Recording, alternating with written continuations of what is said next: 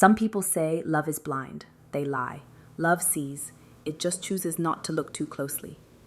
I loved Adedayo, deeply, stupidly, like a woman raised on hope and gospel love songs. But that was then. This was me, coming for the truth. I texted him first. Let's talk. He replied almost immediately. Dinner? My place? I rolled my eyes. Typical. Neutral ground. I replied. Cafe. Bright lighting. No shadows. We met at a quiet spot in Ikoyi. Minimalist decor. Too much lemon in the water. I wore black. Not for drama. Just for contrast. He wore white, of course. Like a man auditioning for innocence. Eliana, he said, standing as I approached. I nodded. Sat. You look strong, he said. I smiled faintly. You look like a man who thinks he rehearsed this conversation in the mirror this morning. He chuckled, but his shoulders tightened. So, I began, stirring my tea. Shall we start with the lie or the silence? Eliana, no, let's not do the I missed you speech. I didn't come for nostalgia. I came for truth. He leaned back. Truth is complicated. Only when people are lying, I said. He sighed. I didn't plan to hurt you. You didn't plan not to either. We sat in silence for a beat. Then I leaned forward. When you found out you were infertile, why didn't you tell me? His eyes dropped. I was ashamed. I nodded. And when I got pregnant? I panicked. I thought, maybe you had stepped out. I was faithful, Adedayo. I know that now, he whispered.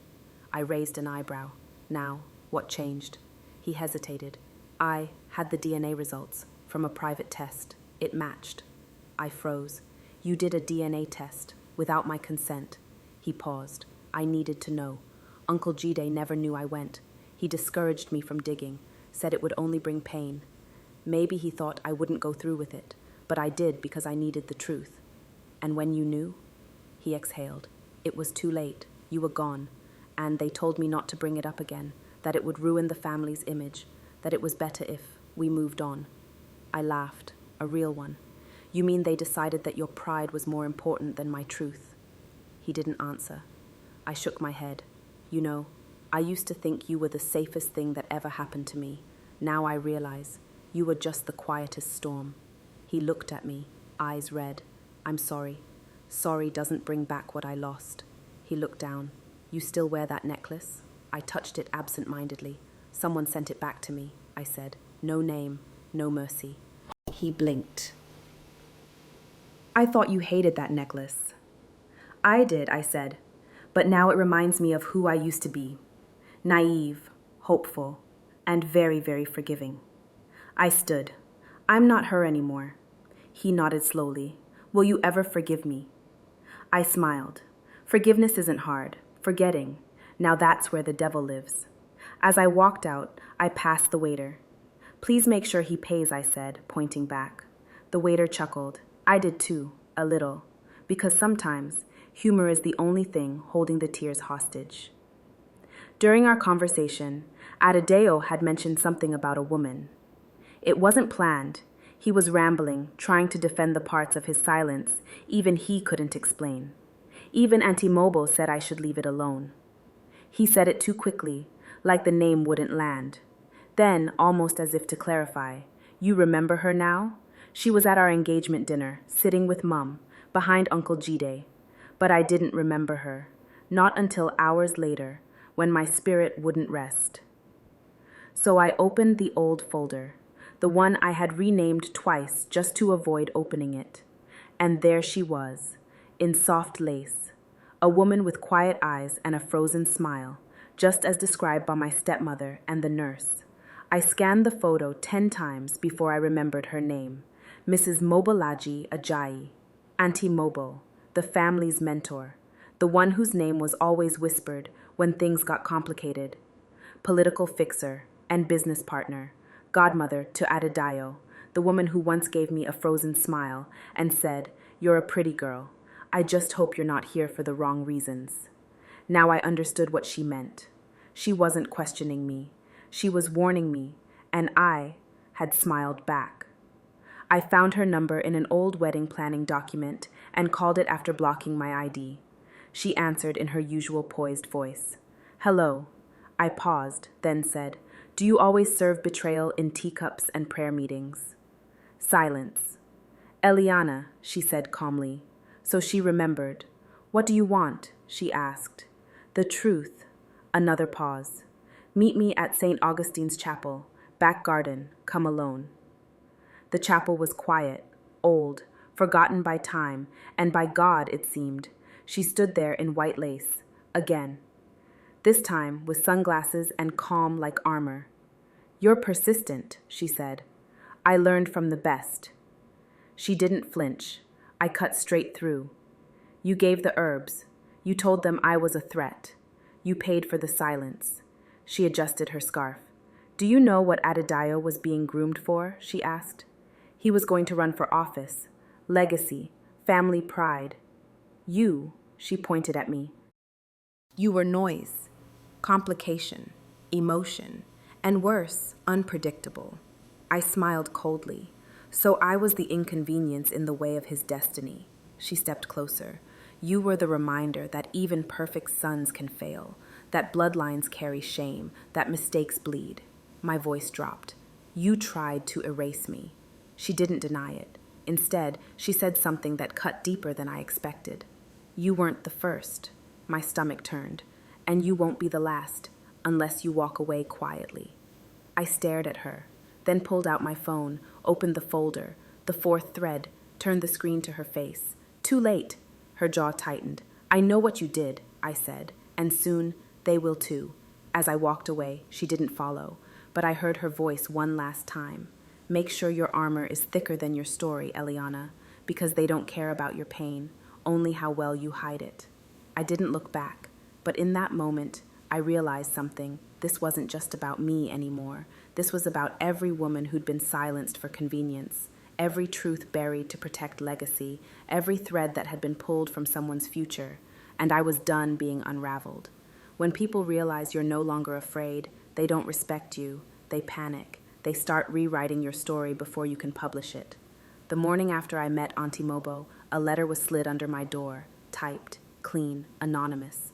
"Let it go. You'll lose more than your pride." No signature, no logo, just fear, printed in bold font. I took a photo, added it to the folder, because at this point, I wasn't just documenting the truth.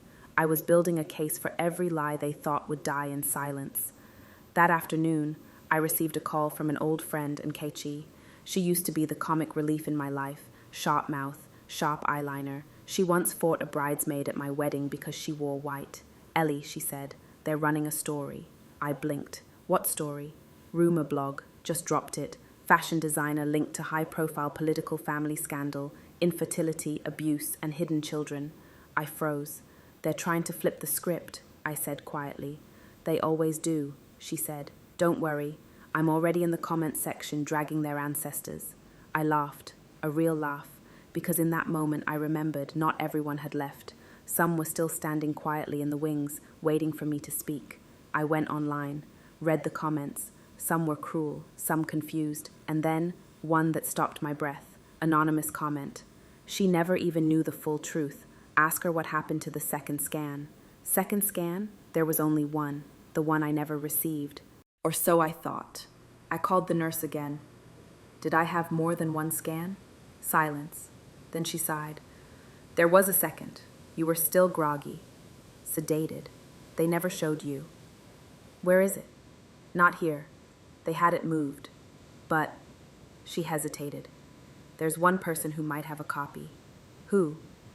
"Your ex-husband's driver, Musa.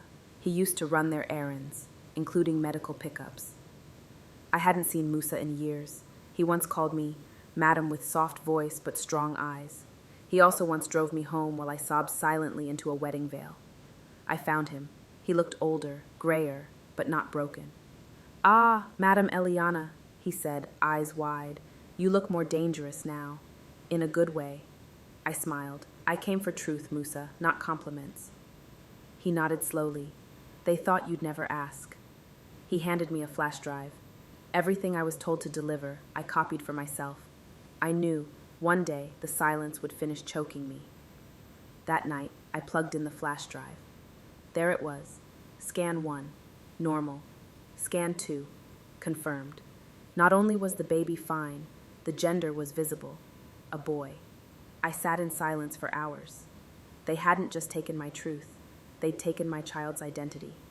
Erased it. For power, for politics, for pride. I looked at my screen, then to my necklace, and for the first time, I whispered his name out loud. Zion. They'll regret what they did, but not because I'm loud, because now I'm certain. I named him Zion, not for sympathy, not for story, but because even a child never born deserves a name. Zion means fortress, stronghold, and in many ways, that's what he became for me, the reason I stopped surviving and started fighting. The next morning, I woke up ready to post the full story. Screenshots, scans, voice notes, everything. I had it all in one folder. The fourth thread, zipped and backed up. But when I opened my laptop, the folder was gone. Gone, not moved, deleted. I checked my backups, external drive, cloud, email, nothing. I froze. Then the knock came, soft, too soft. I opened the door, Amara. She looked different, not loud, not smug, broken. Ellie, I need to talk. I said nothing. She stepped in slowly. I messed up, she said, and sat on the edge of my couch like a child expecting punishment. They paid me again, to stall you, to get into your laptop, to delete everything. I blinked. You were in my house? I knew where the spare key was, she said quietly. I still had it. From before. I swallowed hard. And the necklace? I sent it, she whispered. I found it among your things. I thought, maybe you'd remember who you were. I stared at her. Why? Because I hated what I did, what I became, and I knew if I let them finish this, I'd lose the last good person who ever believed I could be more. I didn't speak, not for a while. She stood. You have every right to hate me. I nodded. But before I go, she said, check your printer tray. She left. I walked to the printer, and inside was a hard copy of everything I thought I had lost. She hadn't deleted the truth. She'd hidden it, protected it, printed it, preserved it. I stared at the file in my hand, then slowly sat down. And that's when I knew. This wasn't just my story anymore.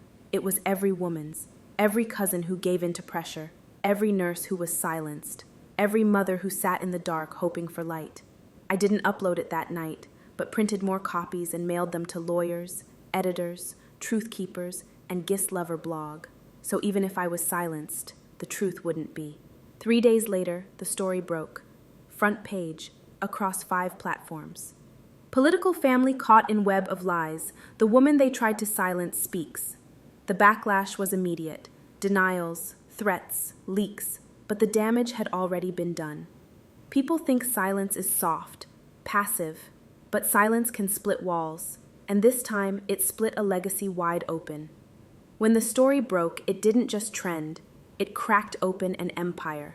Uncle Jide was the first to fall, the peacemaker, the man who told me to kneel, to forgive, to hold the family name with care. Turns out he was holding money, lots of it. Adedayo's father had died years ago and left behind a series of inheritance contracts. There was a clause. If Adedayo married without family approval, his access to the trust would be frozen for 5 years. 5 long years. And Adedayo, the golden son, was supposed to marry into a political family from Abuja, not a fashion designer with a strong will and no pedigree. I was never the bride they wanted, so Uncle Jide had one job: break us.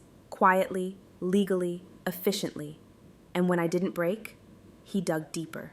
The doctor who told me I was barren, recommended by Jide. The nurse who kept quiet, on his payroll. He called it legacy. I called it manipulation wrapped in agbada. Auntie Mobo didn't go down quietly. When the story surfaced, she released a statement calling me an emotional girl lost in the fog of her past. Cute, until the receipts came in. One of her own aides leaked the recording. Her voice, her plan, her threat.